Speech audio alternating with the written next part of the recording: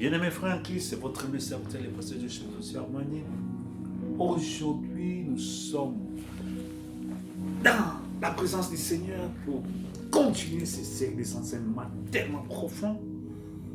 La compréhension spirituelle de la parole dans ces messages, dans Dieu dévoilé, c'est que Dieu a essayé de faire dire à l'Église sans le dire carrément. Ici, frère, Branham prie pour que l'épouse puisse avoir la compréhension spirituelle.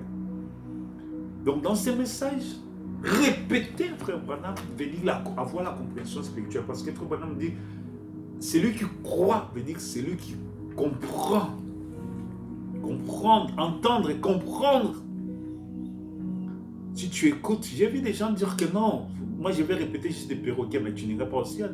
Dieu n'a jamais eu affaire à des perroquets. Jamais. Dans quel âge tu as demandé aux gens de répéter les choses insensées? Non, non, non, non, non. Il faut que ce soit par la révélation, par la foi. Il faut vivre dans les troisièmes pôles si tu veux voir les troisièmes pôles un jour dans ta vie. La compréhension spirituelle des choses que Dieu nous a fait voir en ces temps de la fin. Il faut vivre dans les troisièmes pôles dans tes pensées. Il faut vivre dans les troisièmes pôles dans ton cœur. Il faut marcher dans les troisièmes pôles. Confesser, croire, confesser, croire. Croire que Dieu va agir. Marcher dans la foi. Croire que Dieu agira. Il est Dieu. C'est comme ça que le troisième pôle sera manifesté. Parce que frère Branham était en train de méditer sur ça quand Dieu est venu pour lui parler sur le troisième pôle. Car c'est lui qui... Il faut vivre dans les troisièmes pôles pour voir les troisièmes pôles un jour dans ta vie. Car celui qui n'a pas créé au niveau de sa pensée ne pourra jamais voir les troisièmes pôles. Frère Branham, méditer sur les troisièmes pôles et il va entendre la voix. Ta méditation dans les sphères les plus élevées de la divinité va te propulser devant les trônes de Dieu pour que tu puisses écouter la voix de Dieu. Si tes pensées ne sont pas divines, si ta méditation n'est pas dans la divinité, si tu ne peux pas traverser les ciels et arriver au trône pendant que tu es ici sur la terre, c'est que tu n'es pas né de nouveau dans le septième sceau. Tu n'as pas connu la naissance dans le septième sceau. Tu es juste quelqu'un contemplaire, quelqu'un qui contemple les messages. Même si tu n'as jamais lu ou écouté cette parole du message, cette citation, une citation quelconque. Mais si tu as le Saint-Esprit dans le septième sceau, naître dans le septième sceau est différent de naître dans la naissance normale depuis la Pentecôte. Parce que si tu es né dans le septième sceau, tu connaîtras les messages. Ainsi dit les prophètes de l'âge. Celui qui a le Saint-Esprit connaît la parole, il a la parole, il a le message. Parce que le message, c'est le Saint-Esprit. Le message, c'est la théophanie, sous la forme parlée ou écrite dans la brochure. Si le message devient un homme aujourd'hui, il sera appelé, quel sera son nom, sa forme? C'est Jésus-Christ. Un jour, l'Ancien Testament a vu les jours, il était né, on l'a appelé Jésus-Christ. La naissance virginale de l'Ancien Testament s'appelle Jésus-Christ. La naissance virginale du livre de la rédemption s'appelle Jésus-Christ sous la forme de l'épouse. Madame Jésus-Christ. La naissance virginale du septième sceau s'appelle Madame Jésus-Christ. C'est lui qui était avant la fondation du monde. Il était né dans le livre. Il a combattu la rébellion du ciel. Il a chassé les diables au ciel. Et même il est venu à l'ouverture du septième sceau du livre sur la terre. C'est celui-là qui vaincra. C'est lui qui a vaincu les diables au ciel. Il va vaincre aussi sur la terre. C'est lui qui a peur d'être perdu. Bien parce qu'il a fait telle chose. Il ne sait pas qu'il y a l'expiation. Pardon des péchés. Confesser nos péchés. Dieu va nous pardonner. Il faut croire que Dieu va te pardonner. Amen.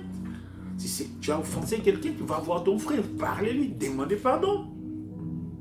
Amen. Donc, c'est lui qui a peut-être perdu. Dans l'homme, il y a une voix qui est la voix de la nuée, qui est la voix du septième sceau, qui est la dernière à te fortifier quand tu es seul et calme. Et tu commences à méditer le 7e psaume, quand tu étais au commencement, quand tu étais dans les seins du Père, tu sais très bien que tu es venu sur la terre pour être testé, tenté. Les dures épreuves de la vie ont été fixées pour ton avenir, pour ton bonheur, pour ta destinée. L'ensemble des épreuves, des tests. Tu as été taillé dans le creux du 7e psaume. La seconde venue, qui est le mystère même du 7e psaume, révèle la naissance virginale. Est-ce que tu sais que lors de ta naissance virginale, il a été dit que as-tu des yeux pour voir ta venue, la venue du livre, dans les livres ouverts, ou bien tu as toujours été en train de contempler? Est-ce que tu as des yeux pour voir ta venue dans les livres? Est-ce que le 7e psaume qui est ouvert dans ton cœur pour dévoiler qui tu es, pourquoi tu es sur la terre, sa mission sur la terre? Quand est entré dans la nuit? Quand est-ce que tu es entré dans la nuit? Tu étais où? Tu faisais quoi? Tu t'es vu? Ou tu étais dans la nuit en train de contempler ce que l'autre faisait? Au ciel, chacun est debout, les yeux fixés pour recevoir des ordres. Personne ne regarde à gauche ou à droite. C'est-à-dire, personne est distrait. Personne ne regarde quoi que ce soit. Comment l'autre adore, comment l'autre il soulève ses ailes, comment il se déplace, comment il se présente. Une telle personne n'existait pas au ciel ni dans les livres. Chacun va droit à son chemin. Personne n'est la copie des autres. Qui suis-je? Où dans ces messages il est écrit de moi? Est-ce qu'on a parlé de moi? Comment Paul a pris un verset, une promesse qui était uniquement pour les Messies, le Seigneur Jésus-Christ. Il est pro. Il crie fort, haut et fort sur ces messages. Il applique dans sa vie. Aujourd'hui, cette écriture est accomplie. Il avait lu cela dans son cœur. Personne ne pouvait ôter cela parce que cela était écrit dans son cœur. C'est ce que j'avais un peu parlé, que dans l'âme, c'est les livres. Quand une écriture est écrite dans l'âme, te concerne. C'est toi, cette parole. Personne sur la terre peut ôter cela. Rien sur la terre ne peut ôter. C'est là où l'apôtre Paul envoie les écrits parlant de lui. Il a dit, ni la mort, ni la vie, ni les choses de ce monde, ni les choses à venir, rien ne nous séparera de l'amour de Christ. Rien ne pourra ôter ces choses. Il avait lu cela dans son cœur. Personne ne peut ôter cela. Même pas Gamaliel qui fut son tuteur. Tu as lu quoi te concernant. Qu'est-ce qui a été écrit pour toi? Qu'est-ce que Dieu a écrit dans cette parole pour toi? Qu'est-ce que Dieu a prononcé dans la bouche de Malachie 4 te concernant? Parce qu'il y a un mouvement, il y a une considération où quand on prêche les messages, on voit que Branham, on ne sait pas que Branham parlait de l'épouse. Il est venu prêcher pour l'épouse. Qu'est-ce qui est pour toi? Qu'est-ce qui te concerne? Les messages te concernent, c'est la parole qui est pour toi. Il ne regarde pas seulement Malachie 4, mais il regarde parce que Malachie 4 a la parole pour restaurer toi. C'est toi qui es restauré. La parole qui est restaurée, c'est toi. Alors, ce sont des promesses de Dieu qui te concernent, qui sont restaurées pour ta vie, pour t'amener à la perfection. Et c'est à toi de discerner, de chercher, de creuser, de voir ces promesses par le Saint-Esprit de Dieu, et de s'en saisir, de marcher par la foi. Amen, amen, amen. Si tu laisses passer cette déclaration, jamais au grand jamais, tu auras la foi parfaite. Il y a une citation qui est pour toi, une citation quand l'ange prononçait la parole, il te voyait toi, ça parlait que de toi, toi et toi. Et tu vas voir ça, il faut par la prière, c'est dans la consécration que tu vas saisir que cette parole, c'est écrit de moi. Cette écriture parle de moi. Mais sans une vie de consécration, de prière, sans que tu puisses se rapprocher du cœur de Dieu, du trône de Dieu, tu ne seras jamais Dieu. Dans la distraction, tu ne seras jamais. Tu ne verras jamais. Tu seras les amis du prophète. Ceux qui ont réussi les prophètes en qualité de prophète. Mais tu ne seras jamais l'épouse. Est-ce que tu es le fils du 7e sceau? Tu es la naissance virginale de la parole. Est-ce que tu es la naissance virginale de la parole? Tu es la naissance virginale du livre. Est-ce que tu as une représentation céleste? Est-ce que tu es en contact permanent avec ta représentation? Personne n'est monté au ciel si ce n'est celui qui est descendu du ciel. Le Fils de l'homme qui est dans les seins du Père. Allons-y un peu plus profond. Est-ce que tu es au ciel à l'instant même? Est-ce que tu as vu le Père? Est-ce que tu as entendu sa voix? Tu es dans sa présence à l'instant même. Tu peux rendre sa présence réelle. Frère Branham disait toujours que si c'est pour ça, oh, je peux les rendre réels. Parler de l'ange, la présence du Saint-Esprit dans sa vie. Tellement qu'il était en contact permanent avec Dieu, qu'il était capable de rendre cette présence réelle.